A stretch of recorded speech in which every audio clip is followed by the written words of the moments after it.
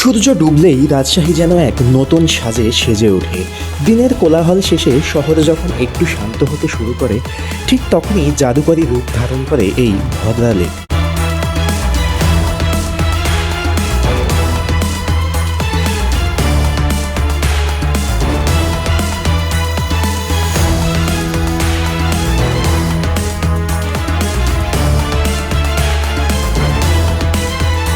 তো সুপ্রিয় দর্শক মণ্ডলী, চলুন দেখে আসি আলোর বন্যায় ভেসে যাওয়া রাজশাহীর এই অন্যতম বিনোদন কেন্দ্রটি।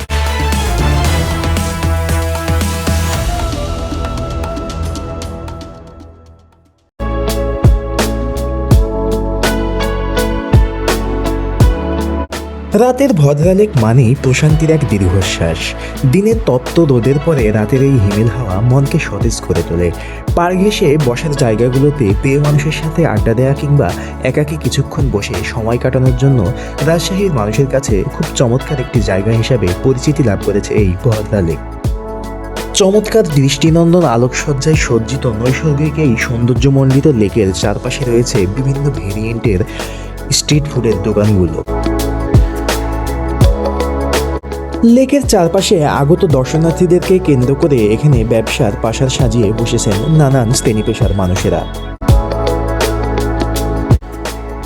রাত বাড়ার সাথে সাথেই এই ভদ্রা লেক যেন আরও রূপবতী হয়ে ওঠে। আর সেই রূপের ষোলকলা পূর্ণ হয় যখন আপনি পা রাখবেন এই ভদ্রা লেক এলাকায়। দিনের তপ্ত রোদের শেষে রাতের এই স্নিগ্ধতা যেন এক অন্যরকম অনুভূতি যোগায়। তো সুপ্রিয় দর্শক মণ্ডলী, এবার আসা যাক সেই অংশে যার জন্য অনেকেই দূর দূরান্ত থেকে ছুটে আসেন এই ভদ্রা লেক স্ট্রিট ফুডের জন্য। লেকের পাড় ঘেঁষে যে সুবিশাল ফুড জোনটি দেখছেন, একে বলা যায় ভোজন রসিকদের জন্য একটি স্বর্গরাজ্য। বিশেষ করে বার্গার, চাউমিন, ফুচকা, মোমো, চটপটির জন্য বিখ্যাত এই ভদ্রা লেক এলাকার ফুড জোনটি।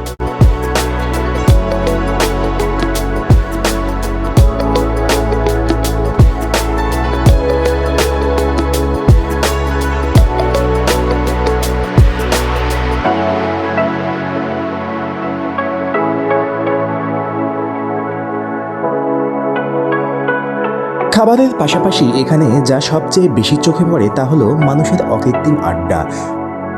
স্থানীয় থেকে শুরু করে বহিরাগত ছেলে বুড়ো সকলেই এখানে আসে একান্তে একটু সময় কাটাতে।